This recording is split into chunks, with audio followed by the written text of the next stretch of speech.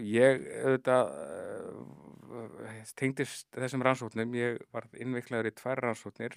Mhm. Fyrri rannsóknina fékk ég að heyra bara fyrst frá ritstjóra Kastljós. Hann hringdi í mig, ég var á kaffihúsi með börnunum mínum og hann segir við mig: "Þú ert með stöðu sakbornings í rannsóknum sérstaks saksóknara í Kaupþingsmálum. Viltu tjá þig?" Nei, mér er ekki kunnugt um að ég sé með neina stöðu sakbornings eða hvað viðvíkur Kaupþingi þar sem ég vann síðast fyrir 3 árum.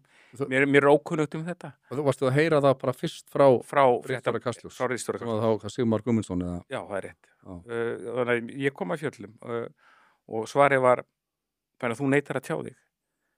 Ég neita ekkert að tjá mig, ég get bara ekki tjá mig um eitthvað sem ég hef enga þekkingu á eða vitneskju um. mhm, Þannig að þú neitar að tjá þig. já.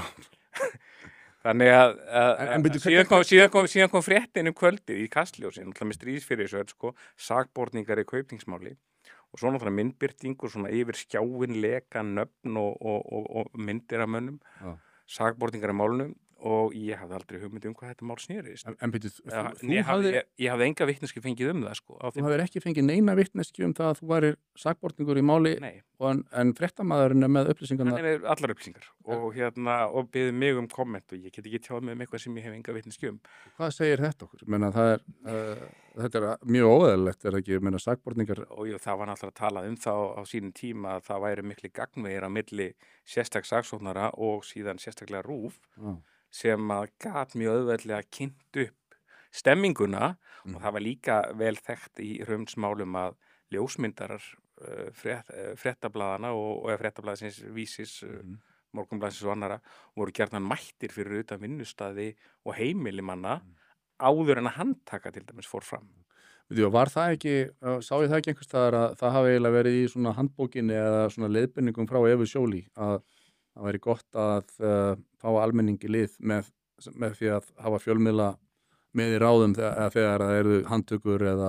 Jú, svo að vera með sérvalda leka til Já. þess að móta andrúmsloftið Nei. eins og það var orðað, sem er náttúrulega aftur, við erum sko með mjög skrítið andrýmið þarna og skrítið andrúmsloftið í samfélaginu, en það var einhvern veginn, ef þú varst bara bankamaður þá varstu réttræpur og í rauninni þeir sem að mótuðu umræðuna, það var til dæmis engin eftirspurn eftir bankamönnum í umræðu þætti eða annað til þess að segja: "Býtu, þetta var nú ekki svona. Nei. Það sem vorum að gera var svona og svona, skýringarnar á þessu eru svona, svona, svona."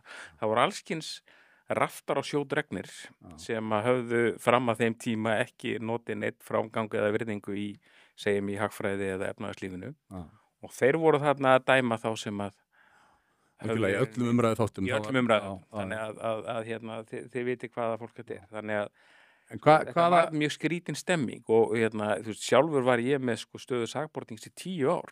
Mhm.